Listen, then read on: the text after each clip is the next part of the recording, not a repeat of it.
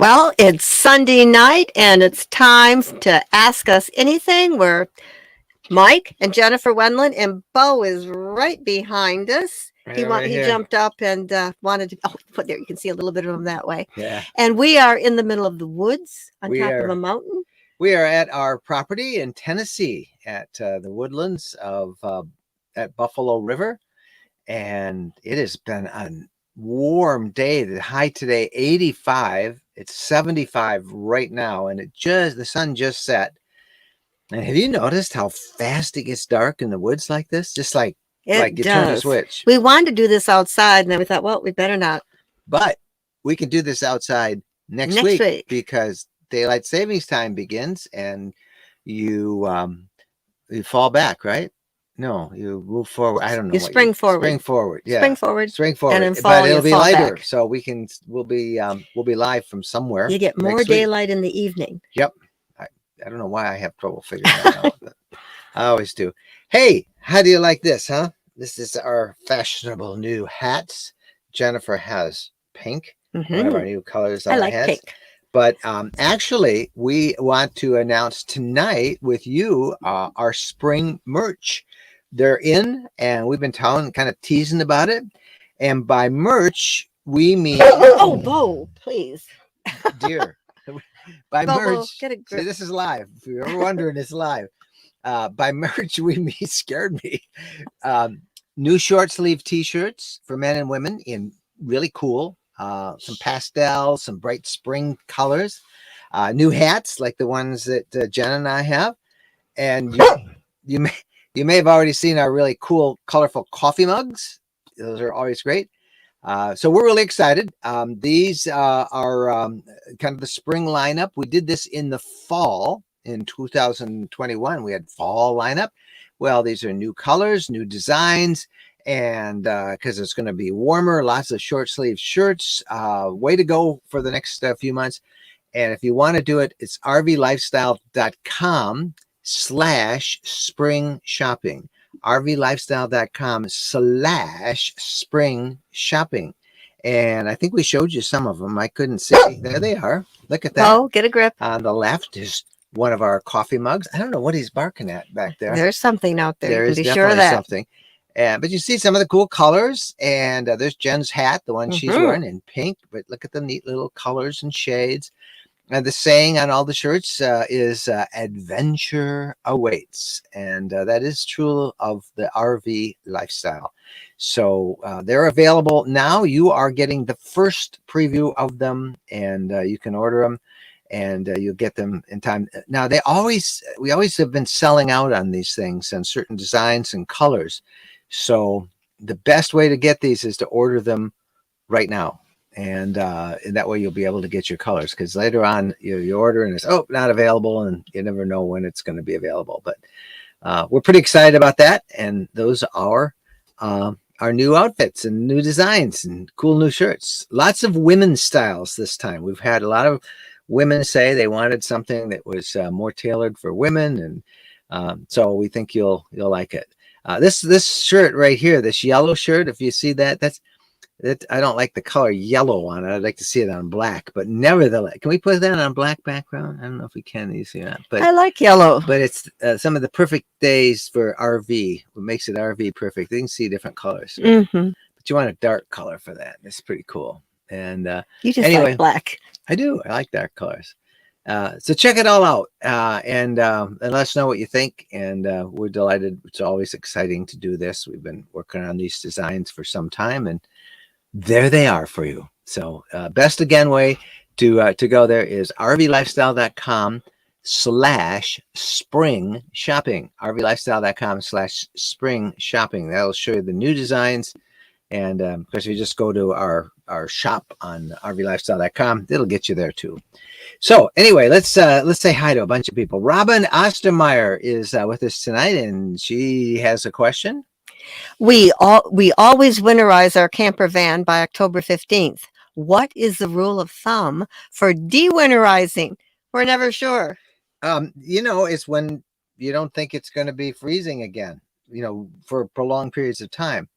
I just de-winterized for the second time in about a month yesterday. And no, actually the night before last. And I am not going to winterize again. We don't plan to be back in where it's going to be cold for a long time. So I am de-winterized. But this process took start to finish to de-winterize maybe 5 minutes. I was going to say 5 minutes. I forgot tops. a couple of valve settings. I had to go. I had to actually look at it. Oh yeah, I remember now.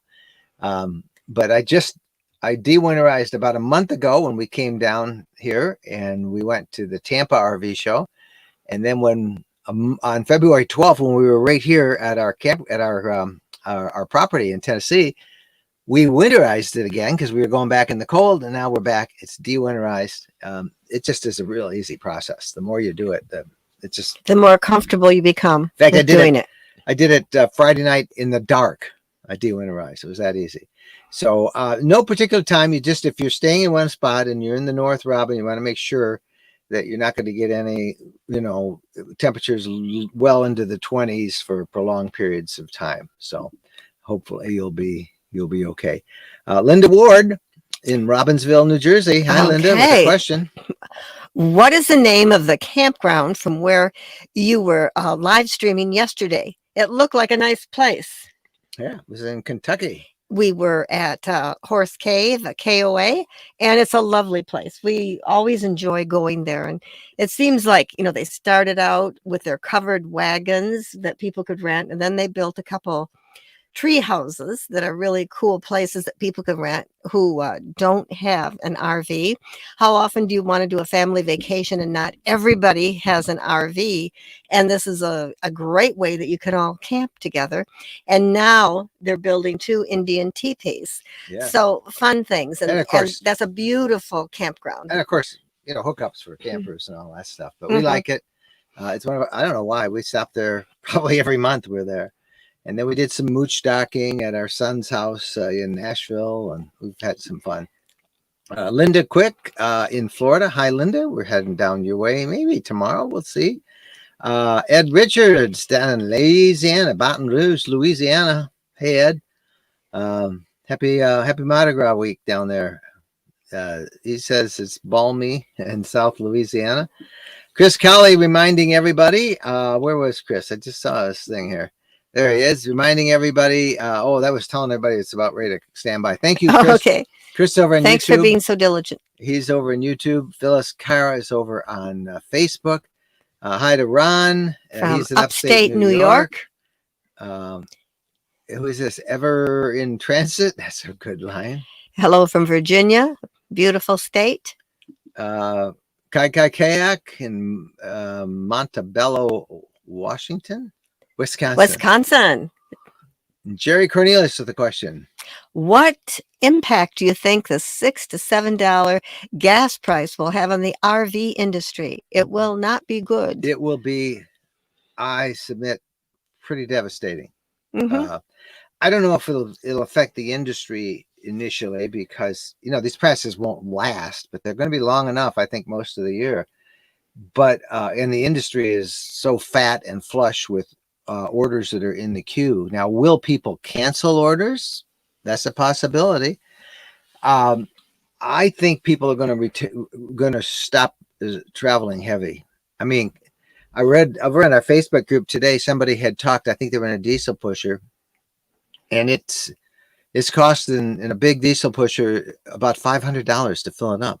Whoa. And just to go a 600-mile round trip, it's $1,000, I saw coming down, we've been in 4 states. We're going to talk about this in the podcast, but prices are already over $5 in some places for diesel. And I'm not talking about California, which is always wacky, or New York, which is always high. But right here in the heartland, Ohio, Kentucky, Tennessee, Michigan, over $5 at some places for diesel right now.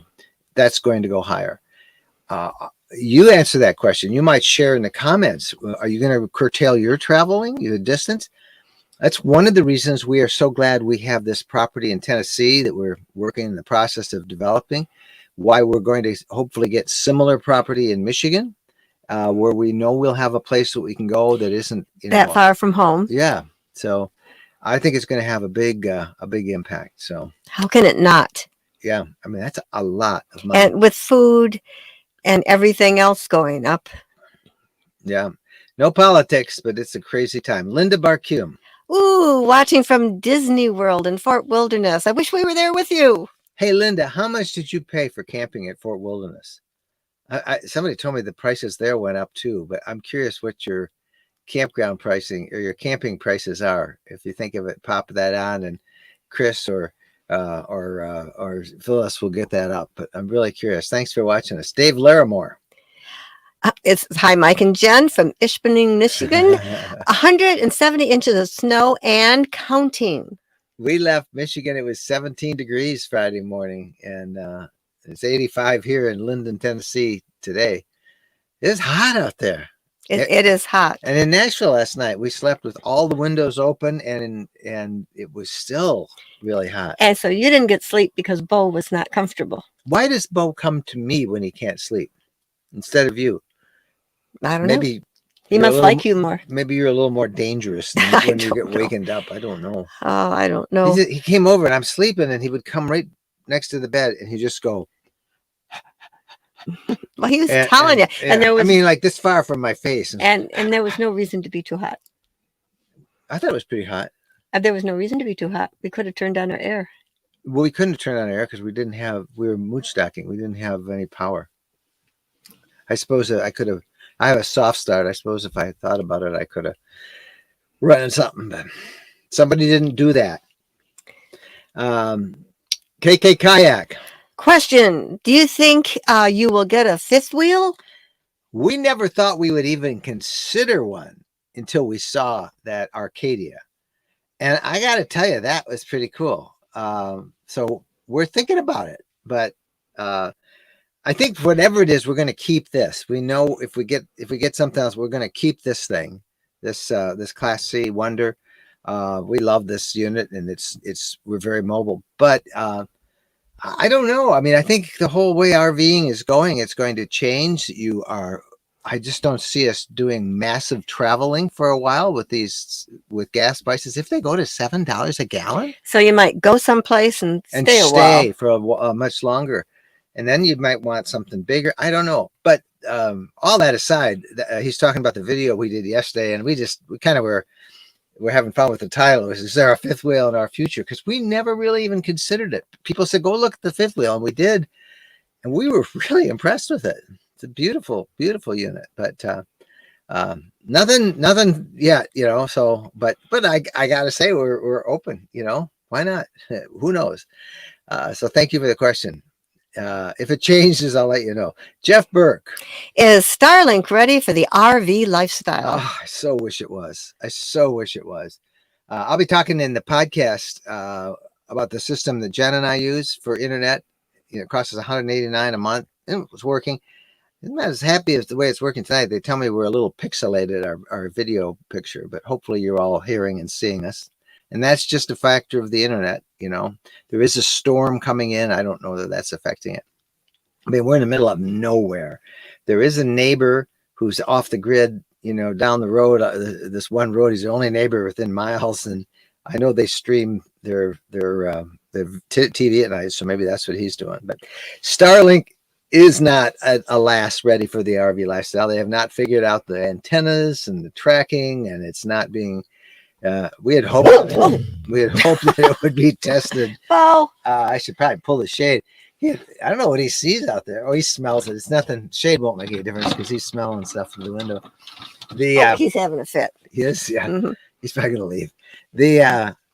I think they've tested it and they know how to do it. They just have to get the equipment. I had hoped it would be by the end of the year we'd hear about it. Maybe we'll see. End of this year, I'm hoping we see some tests. James Massey. Hi, James. How are the utilities installed going at your property in Tennessee? And when will the internet fiber be available? As soon as they put the electricity in there, when they're stringing the electric wire, they're stringing the internet cable. So fiber cable should be available. Up and down this county road we're at, we noticed we were here last on February 12th, Jennifer's birthday, and we're here now.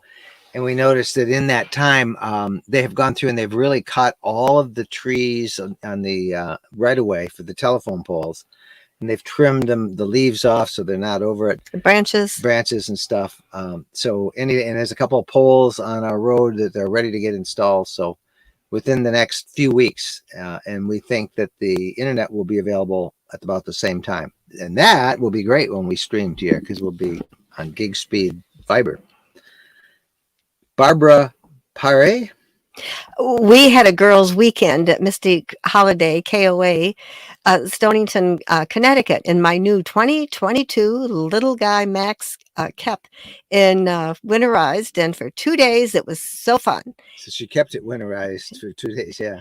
Even brought a 6-month-old baby. We're gonna get that baby girl off on a girls' weekend already, having a fun time. Oh, that's great. Well, good for you, Barbara. That sounds awesome.